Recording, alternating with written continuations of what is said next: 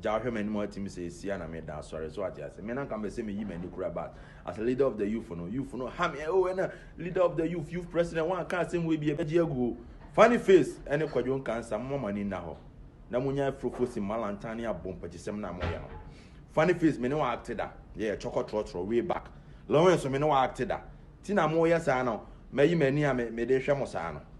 we chiriskia we chireka we yesi ni ade say mo nya ade mo ye na me disrespect mo I don't care say me no more good relationship what it and kwada hwemo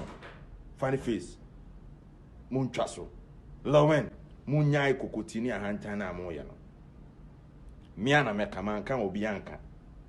se mokoso aye saa na me kan ma be disrespect mo pa a be gye mo nsem what you say be den chia koma mo mienu nyina funny face na Lawrence mo mamoni na ho na munya saa anko asem na mo di no what did I make kan se mo wa mo timu se we magum me pese me pagem because we a warning am dey mo say the be ya omo be jai saa alo beefo say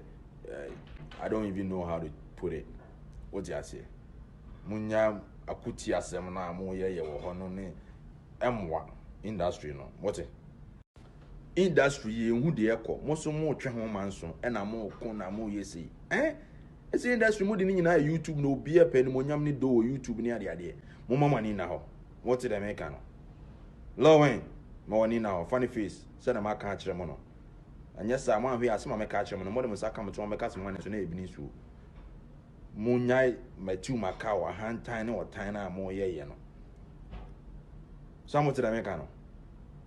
Aye, someone tea the American as a mocoswa a year the more yano. I bet Jim on some of the more money they made my funny China cartoon. Joe Medina Christiana Awuni. Awuni one, Awuni rock star. Michia Obibia, Jagana for in Army France. Obibia. Mitu kwa kakra na mini Ghana namba mabehu nsem bebre wo social media a ekoso fa ya yesinifo ho nsem bebre ekoso de a enye a yakase ye kan nsem bebre besisi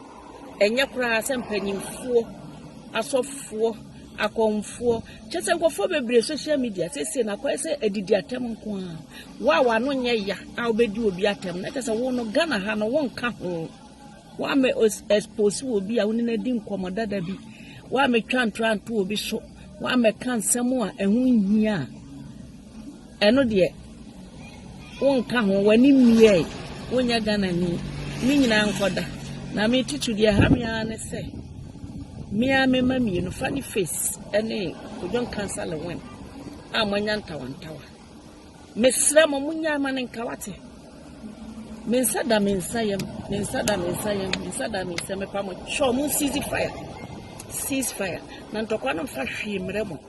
ewiase de ne yagie ehi fa ne yade ko yebetu bebre ene wo mo wen wo mo ko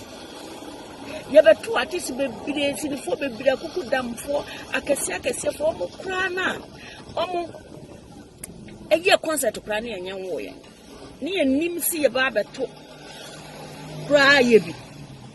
omo kra na omo anya award enso mo ji wo mo din eto wansa na omo konkoden ma yen e ma yen so ye beto aso enti se yen ya beto aso na se ye den tokwa ene fan ko si hi no obi a kire ne bobre obi a kire ne din a enfa so be na wo so omo hwemu a omo ma mu nya din omo a mo entertain wo mo no din pa no be ka fa yo mama mo ho kwan ama bonsa ma wura mu ena o yusu mo na mo di mo ho atem gu mo ho fi na we afre ne dom na obedi we atem na we so de ne dom aba na obedi we dom atem enye fine kra enye fe munya ni egu ye hon mase wate me mane mu mienu me no ba ko nya ba funny face kra de me fro Ghana fo kasa me so Ghana fo kasa nti jaimane ka wate mpacho bebre kwadwo me ba na so preko me srew hwaso award de ne ka ho sika na ka ho na fie na ka ho na ka na ka ho a e ha adwene ye de ama na wie ye den kra waje ti mesrawo en kama na nya se wo ho akoye hibia ma chese e omo mo won chenchen no kra se me ha me omo mi no no mo de eyi no route no ba ye omo ye ti o se krofo na agiafa no omo ku omo aden tie na aba tie na ye do di ase e wi ase be tu yo e be se e kwako se ma award dozen millions kranwa owo no ba obeja award no wako usi dan pem no wo ba ne obeja wako yam fa pai boy mu odene e mo pai se yade ya abai coronavirus se kan se na aba e chinchin amama so no e no na kiyen ko gani mi mo ho pai se ye kana fo ye kawo si se nyam shoyi ni mo pai se yare ma enu Ghana kra ba bia dro ne nka hwa eno na ye nwene ni nye se ye ide bia social media ntokwa oh in fact minim se social media ba se ye megu ye ho anu mas minim da me ka se ho ba se ye entertain ye ho ye nyi ye ni ehia de wo ho na bia bibi kakra wo no ye nya bibi afirimu na minim se e ba se yen Ghana fo ye metra social media so na ye ni dia tem ye mu ye ho anim ase minim sa sa na tie da me pam cho kwadwo ani Funny Face ntina me kasa te me sramo munya manenka wate munya bibia manenka ceasefire yeso panyi gari wia masemasa intino makasa mpesa meti mukasa bi ojo mpesa meti ukasa bi Funny Ghana fo kasa mpesa meti ukasa bi mu ntwa so ne mo mabusha fo na mo ba mu no mo nka chom so wo mu nya na ye aye yie mama nkasa bi me da masese matie na supam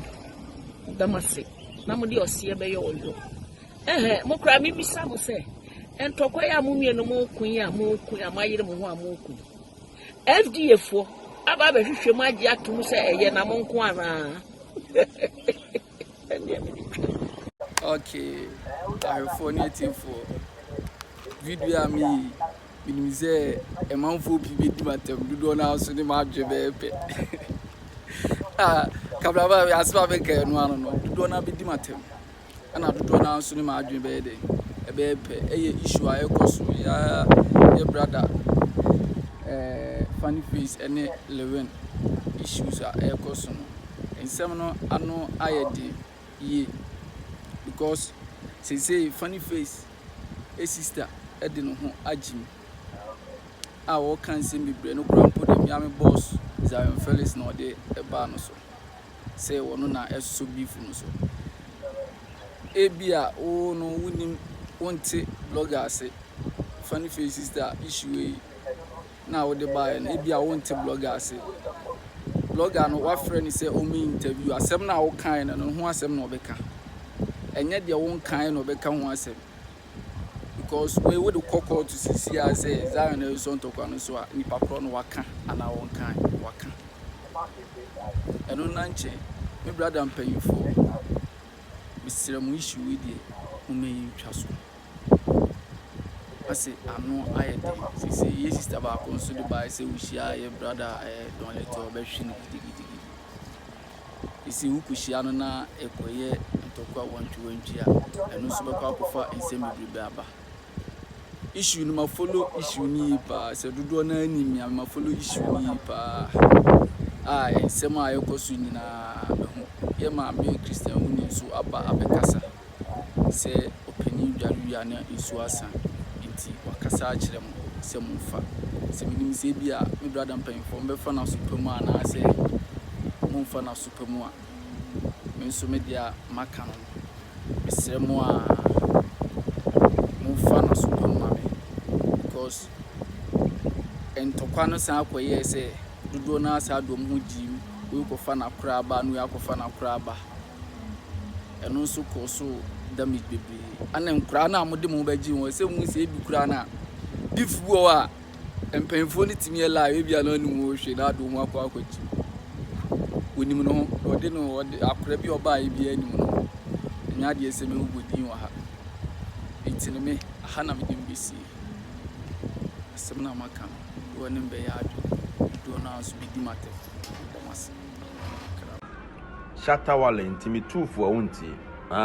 wo chief advisor honorable Archipalago mutufu awunti mitufu wenti amasa akode kutufu e the advice by ti dada afina obe reply sa akode advice nana I say wo desen no won say hype no kofom nti no person san de wo allo strategy na ayre e babiem enso emfa wajaje money na ho Shatawale money na o hit na opa e say me bonyom bra na yanyanyom obenya hit so nim say o si di mi eye anyum bi e hit ye no me no hit bomb me ho so wajaje this akore na wo de sene kan sem hunu bi emwa money na ho o so ra support you so sorry I would this fellow artists for so be na obenya free so janko asem no na wagimi ache I say you see that bang na be janko asem di and now status island na ko kan hotel ma me train as you say this anu we dey na obenya free and kwada show when na shatter movement for na wan who lead you to a wrong path but omo do what you know they don't know what can on be do atem mum bie money man ani na ho be ka che no mon kan che na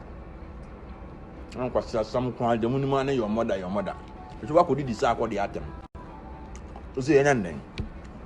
obede this time the fan channel ya pono ko di na atem ma me be su radio station so amanfo ja na atem di no on say was na di nkwa asem bi kusi atam no mercy sapeyiwa ankatanwa Shatawale money now fuck it up ode na na metu ofo no one ante da minim say do titi e hit ne ma bompa e kire nyankopon na beba